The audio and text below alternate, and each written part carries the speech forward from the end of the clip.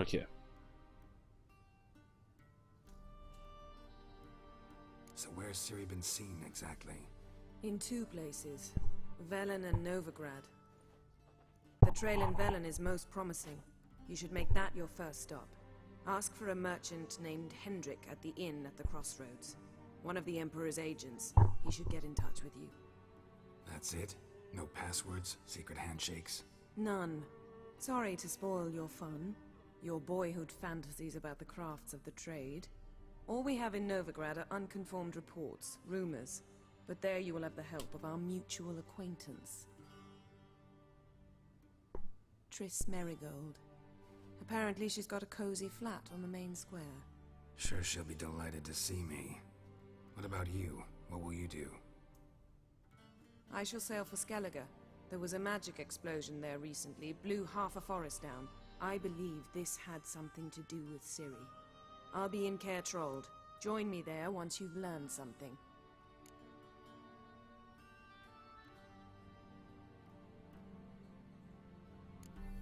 One thing before we go.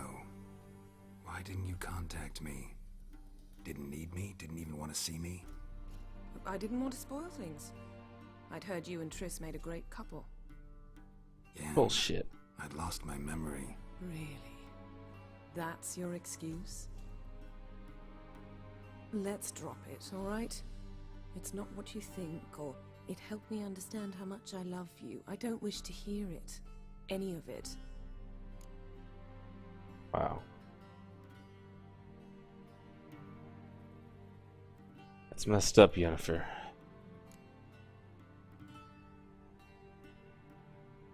Guess this means we need to split up again. Not my preference, but I understand. Clock's ticking. It is indeed. So why don't I teleport you to Velen, get you there at once? Not gonna happen. I'll go on horseback, as soon as I can get changed. Have it your way? Oh, and you really look quite dashing in black velvet. Think so? Maybe I can have some of my armor lined with it. Good luck, Yen. Same to you. And if you wish to learn what's happened in the world while you and Vesemir roamed the wilderness, talk to Ambassador Varatra. That's him over there. And Geralt, I know it's wartime, but try not to be a hero, all right? Just check those leads and come back to me, in one piece. I shall be waiting.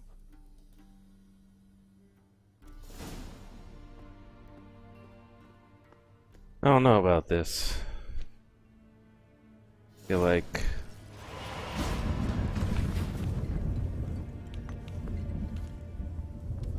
Geralt's still not ready to be in a commitment yet. Seems like she isn't either, so I won't feel bad if I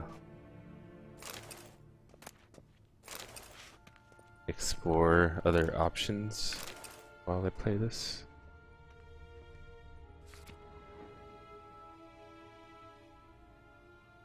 Scars healed nicely.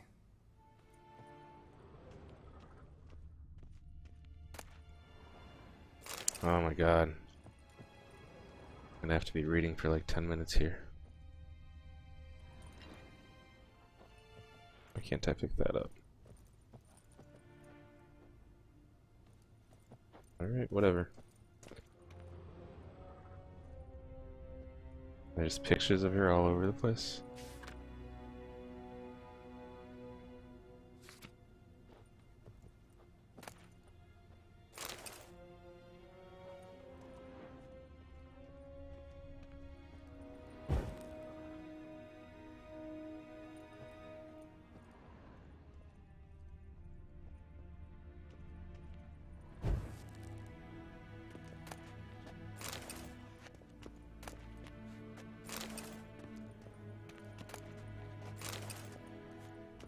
Okay. Now a bunch of these are duplicates, but I can sell them. Gee, no.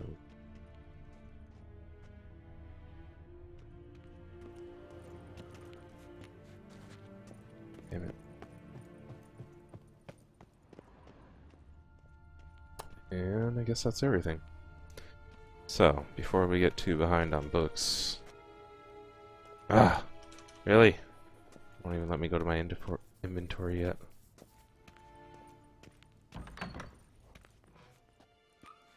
How might I serve the gentleman? By my returning my shit. things.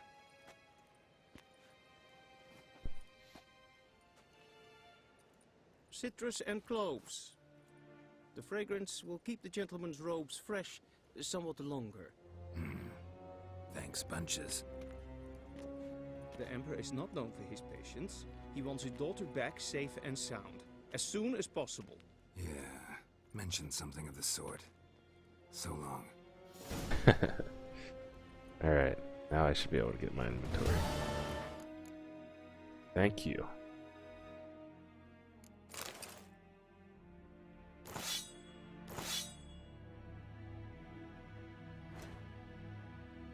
Okay. Put on this ugly cavalry crap.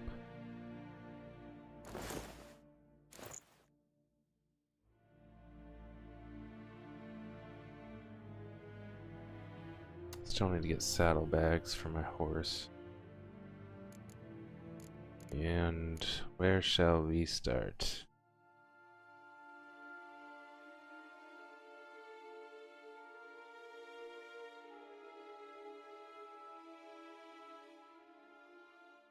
At least it's stacked up the ones that are duplicates. She who knows. Folks say there were 4 at first. The mother, she who knows, the lady of the wood. Came here from a faraway land, and since she suffered terribly from loneliness, she made 3 daughters out of dirt and water. A long, long time ago, the mother was sole ruler of all of Velen. Her daughters brought her the people's requests and served as her voice. Each spring, sacrifices of grain, animals, and men were made to the Lady of the Wood on her special night. Yet, as the years passed, the Lady of the Wood slipped deeper and deeper into madness. Her madness eventually spread over the land. Men took abandoning their homes and setting out into the bog, where they became food for beasts. Before long, Velen was drowning in blood. The daughters saw their land nearing destruction and took it upon themselves to save it. When spring came once more, and with it the night of sacrifices, they killed their mother and buried her in the bog. Her blood watered the oak atop Ard Cerbrin, and from then on the tree grew wholesome and hearty fruit for the people. As for the lady's immortal soul, it refused to leave its beloved land, and so the sisters imprisoned it. To this day, it lies trapped beneath the whispering hillock, where it thrashes about in powerless rage. Interesting.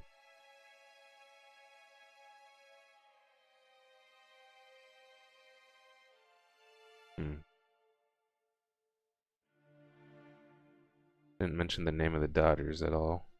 Guessing the mother, she who knows, the Lady of the Wood, are all the original being, and then the 3 daughters after that, because there's only 3 names. The Wild Hunt.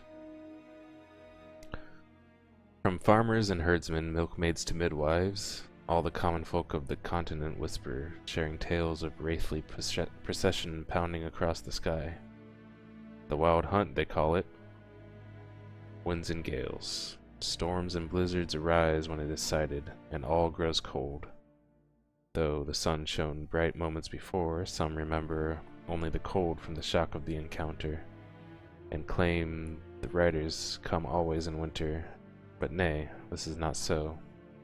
The hunt brings its own ice. Death and war gallop in its wake, or so the superstition goes. Yet evil enough is the hunt itself. It takes folk captive, youths most often, in the prime of their wilding years, with 10 to 20 summers behind them. The hunt rushes in, and they disappear, only to return long years later with no memory of what passed in the time between. Yeah, I might say in another book. reflected verse of Gonzo del Vercio. Love. To love is to build a house of cards or play a game of chess. But one wrong word or ill-thought move, and you might start it all afresh. Tide. Whenever I watch the tide recede, cold coils of fear grip round my heart. Will the seas sneak back, calm and sure, in the dark of night as they have before? Or will they stay on distant shores, leaving crushed shells and washed-up dreams, as memory of surfs of yore?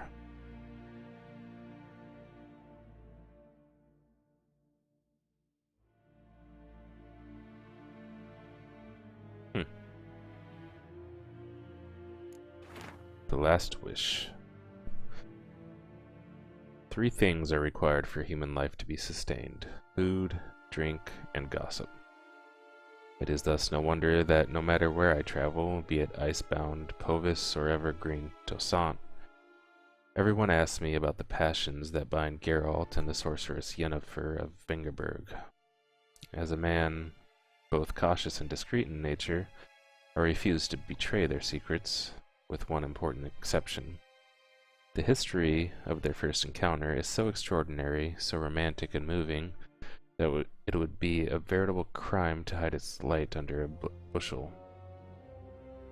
Indeed, had I not witnessed these events personally, I would never believe that was room in our grim and dark world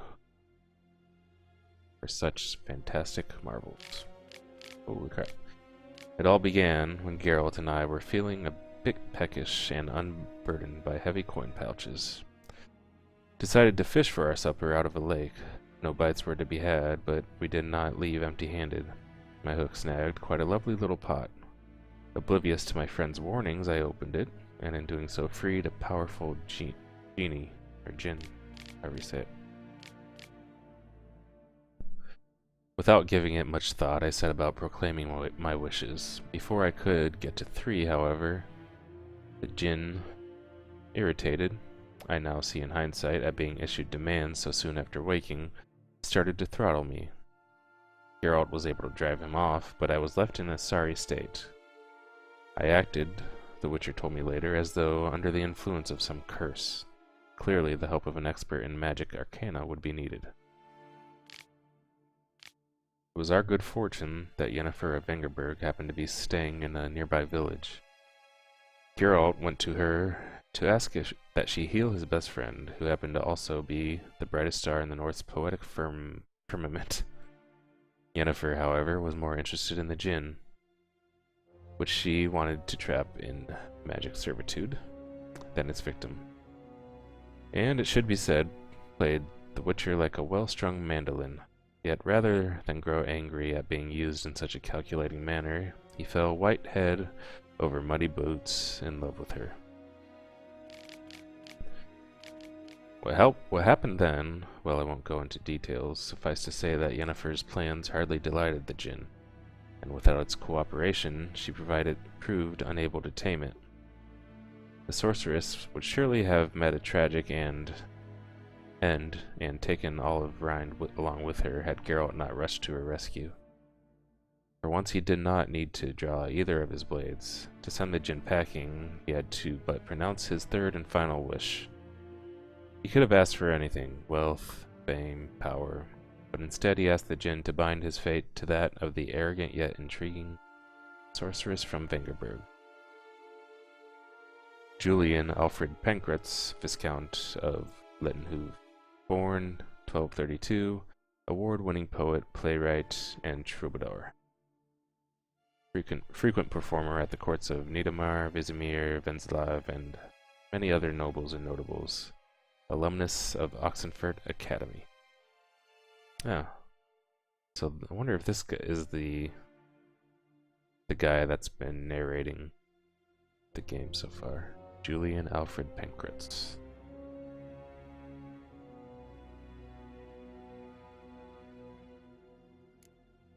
Seems possible.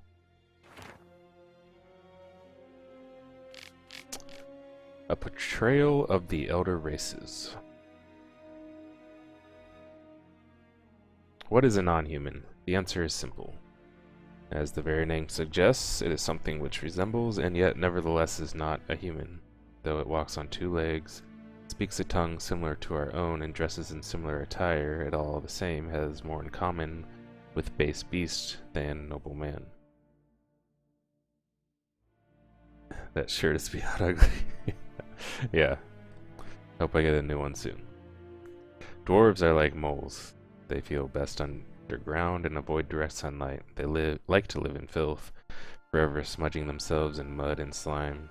They love everything that can be found within the earth: rocks, metal, minerals of all shape and color. It is also said that, like their kindred moles, they feed most readily on worms, roaches, and other night crawlers. I feel like this is an ignorant telling of the older, or the non-humans, but anyway, halflings, for their part, are more reminiscent of gophers. Fat, lazy, and loud in that typical rodent way. Their minds are filled only with thoughts of food and drink, which they steal from other nobler beasts and greedily squirrel away in their hovels. They are marked by a cruel craftiness. You could be dying of hunger and they would not share a meal with you. You could be howling from poverty and they could be swimming in gold, and yet they would still fleece you to the last crown. You could do nothing but good to them and they would still stab a knife in your back. Elves, in turn, seem related to the birds of prey that dwell in far-off Zercania. They care most for colored feathers. They would most readily spend all day staring at the reflections in the water and singing their own praises. They are so awash in self-love that they no longer feel any desire towards members of the opposite sex of their own species. Their appearance, unquestionably pleasant to the eye, is highly misleading, for they are extraordinarily cruel, and any who judge them by looks alone, they first stoop and then kill in cold blood. The best proof of this, the so-called Scoia'tael, bandits that claim to fight for freedom, but in truth only long to kill humans. All these vile so-called elder races are to our great futures slowly dying out. Joy fills the heart of every right-thinking man at the thought that his great-grandchildren will never know them, that in their day dwarves, halflings, and elves will be mere fairy tale characters used to scare young, impressionable children. He didn't even sign who authored it.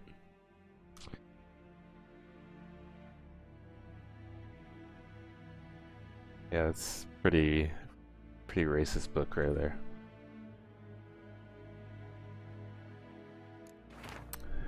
Royal lineages of the North.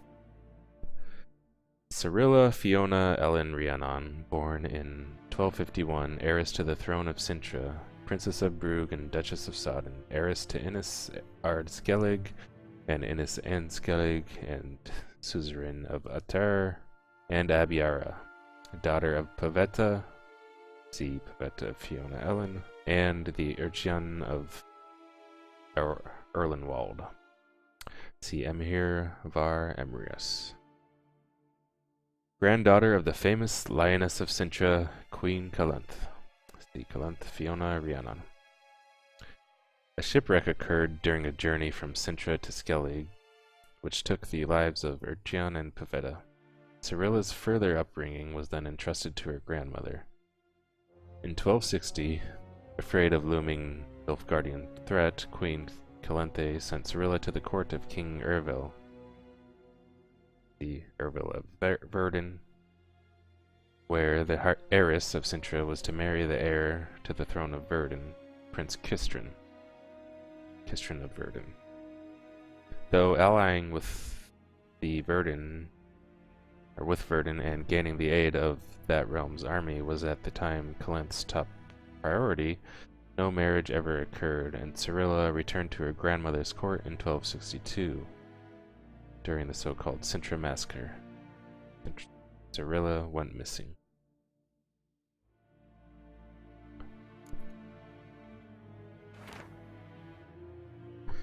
What shall become of Temeria? Temeria, a land where milk and honey once flowed, and what did she wrong the gods that they should treat her so cruelly? The Pearl of the North to some, she proved a galloping range for Nilfgaardian cavalry to others. As a country, it had survived 2 previous wars against the Empire. It was here that the war's bloodiest battles were fought. It was in Temeria where their most bestial deeds were wrought. It was Temerian civilians who bore the full brunt of these wars' horrors. And bear them we did, bravely and steadfastly, until the demise of our great protector King Foltest.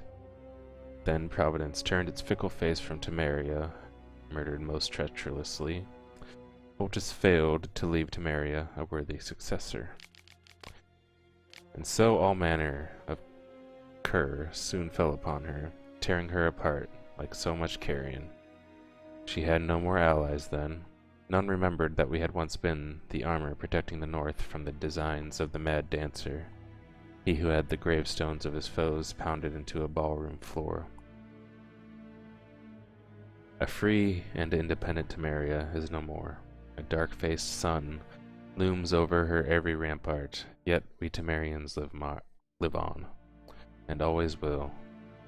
As long as folk believe the usurper who took our beloved capital Vizima to treat as his property will forever peer over his shoulder in fear, for in the shadows lurks not one dagger, but the power of a nation of daggers waiting to deal justice blow.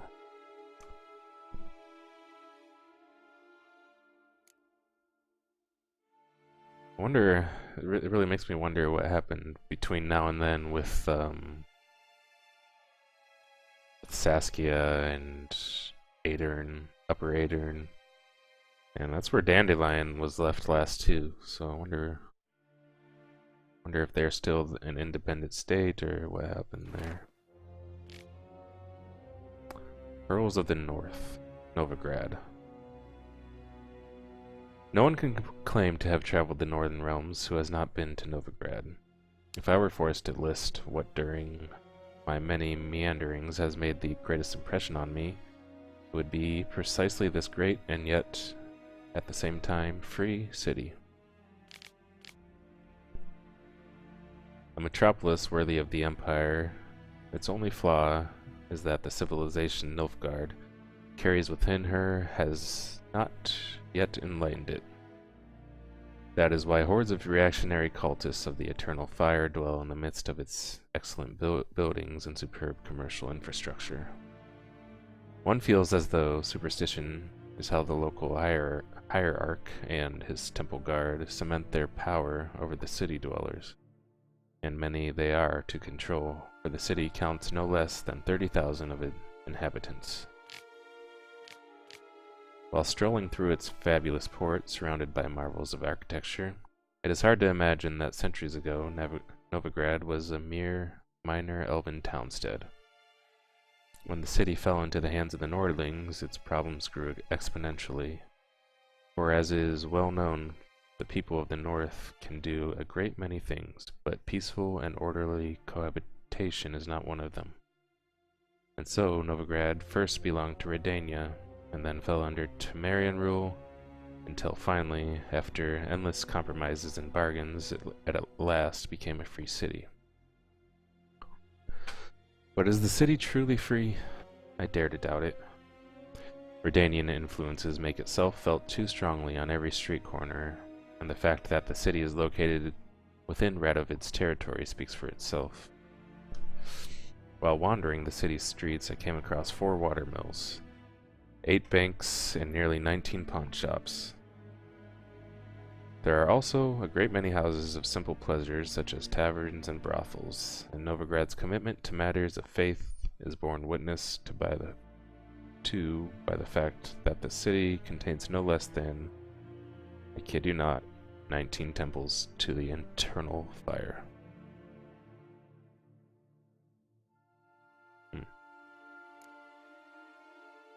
I think, have we been to Novigrad before? I think that might have been the last city we were in The Witcher 2? Maybe? Not really sure what that city was called. Gnomish prankings. Scrub the greasings from a dog's ear, soak into the cotton twine. Place in a new lamp of greenish hue, and set said lamp betwixt an eager crowd. This is kind of a formula. So, dog tallow, twine, and a lamp of greenish hue, and set said lamp betwixt an anger. Forsooth shall they swear that a dog's head they behold, and this shall be no sorcery, but good betidings. For the Prince of Ellender's nuptials, a paltry gnome armed with a miniature cutlass behid himself in a pie. Wow. When guests partook of the princely banquet, anon jumped out the besabered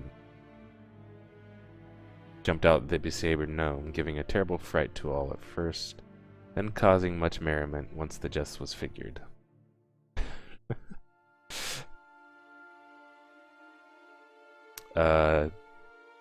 Synok. I have no idea what that. I've never seen that word in my life. Cynocephalus, Synocephalus, or a doghead in our tongue. A beast that in the wastes of Zangubar dwells.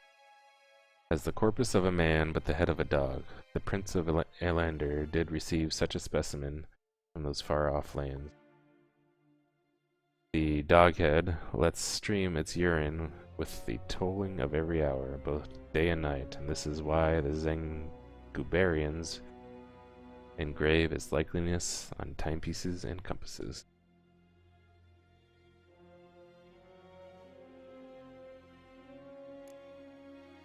Alright, only a few more.